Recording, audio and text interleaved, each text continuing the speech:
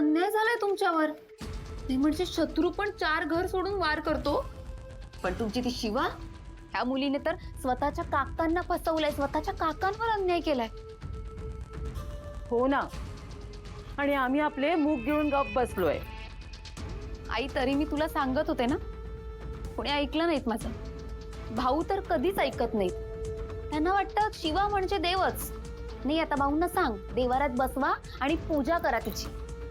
कीर्ती, थांब, पूर्ण ऐकू दे जरा. अहो, आणखीन काय सांगायचं आता? आणि मग बोललं की माझंच तोंड दिसतं सगळ्यांना. आता तुम्हीच मला सांगा, हे दोघे भाऊ भाऊ आहेत की नाही? हा, मग आमच्या ह्यांचा अर्धा वाटा असायला हवा की नाही? पण शिवा ऐकते का कुणाचं? बरं, आम्हालाच दाबून मारते ती. काय? हो, मी बाई कशाला खोटं बोलू, ते पण अशा सणासुदीच्या दिवशी. तुम्ही असं करा ना, तुम्हीच विचारा शिवाला. अहो, मी कसं? कळतंय मला. तुम्ही तरी कशा बोलणार शिवाशी? शेवटी शिवा तुमची सून आहे ना, तुम्ही नाही बोलू शकत हो, मी समजू शकते. पण कसं आहे ना, माणसात चांगले गुण असतात, पण वाईटही गुण आहेतच की.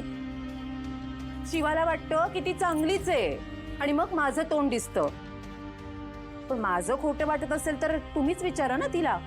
आता बघा, अहो, त्या शिवानी सख्या काका काकूला लग्नाचं निमंत्रण दिलं नाही. आता मला सांगा, आम्ही काही वाईट चिंतो का तिचं? वाईट चिंतो का? काकू, का बोलणार नाही आम्ही? आम्ही बोलणार ना, मी बोलेन. आई आई, आपण बोलू ना, बोलू आपण. चूक आहे त्या शिवाची यात.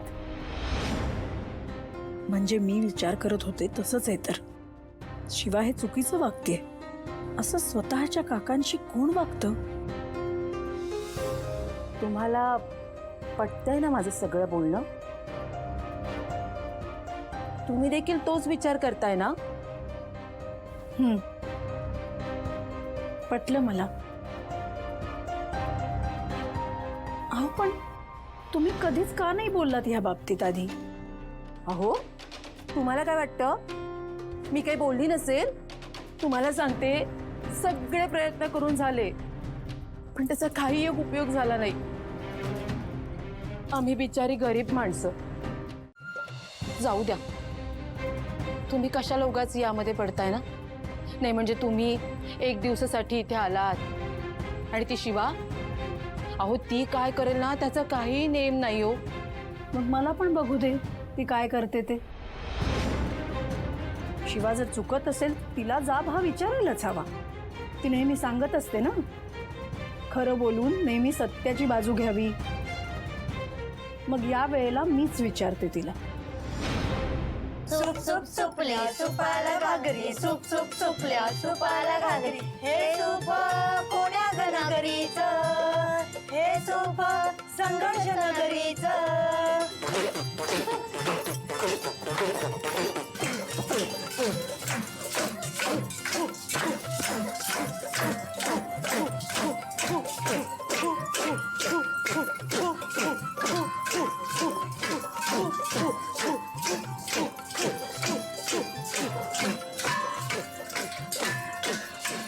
आता लगेच विचारूया. चल. अगं आत्ता? चल नाही, चल. आलो हा आम्ही.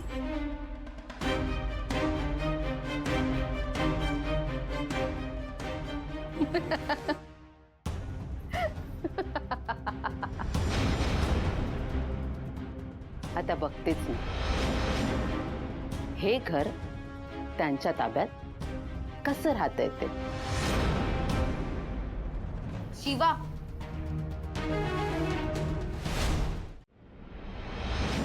आता कायद्याने हे घर शिवाच्या काकांचं.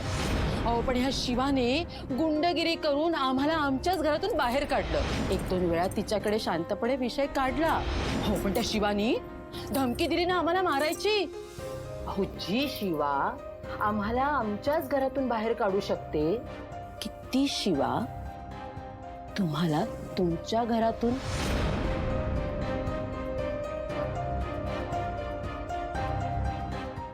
म्हणजे त्यांनी तुम्हाला मुद्दामून भडकवण्याचं काम केलं, कारण मी त्यांना सडेतोड उत्तर देऊन घराबाहेर काढलं होतं. कारण हे माझ्या पप्पांचं घर आहे, त्यांनी उभा केलेला पैसा आहे हा माझा काका आहे ना, तो दारूत बुडालेला होता, काही कामधंदे करत नव्हता.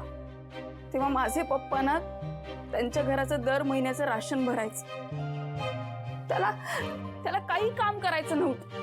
तेव्हा हीच माझी काकू आहे ना रडत यायची आमच्या घरात. तेव्हा माझी आई, माझे बाबा सगळे त्याला समजवायचे.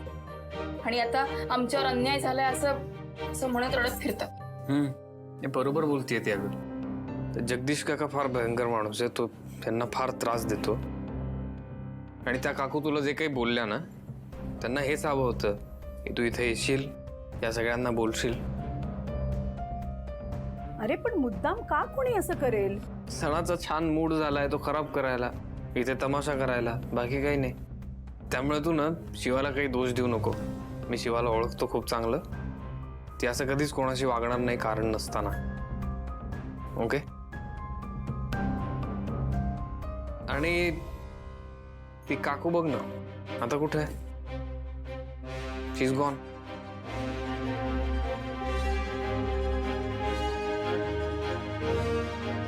आता तर आशू हिचीच बाजू घेतोय. कदाचित ती बाई खरंच मला भडकावून स्वतःचा स्वार्थ बघत होती.